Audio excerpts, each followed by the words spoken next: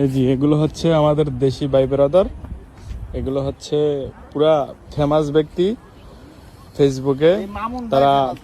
আর তাদের তিনজনের big friend হচ্ছে আমি, ঠিক আছে? তাদের সবসময় আমি পাশে পাশে থাকি, তাদের ফলো করি, তাদের ভিডিও দেখার চেষ্টা করি। এই ভাই এই মাসে ফেসবুক থেকে ইনকাম করছে বাংলাদেশের 2,85,000 টাকা। এই ভাই ইনকাম করছে 2,10,000 টাকা। এই ভাই ইনকাম করছে 1,50,000 টাকা। কি ভাই আমি কি সত্যি কথা কইছি না? আমার 2 লাখের কম আইছে কিছু টাকা।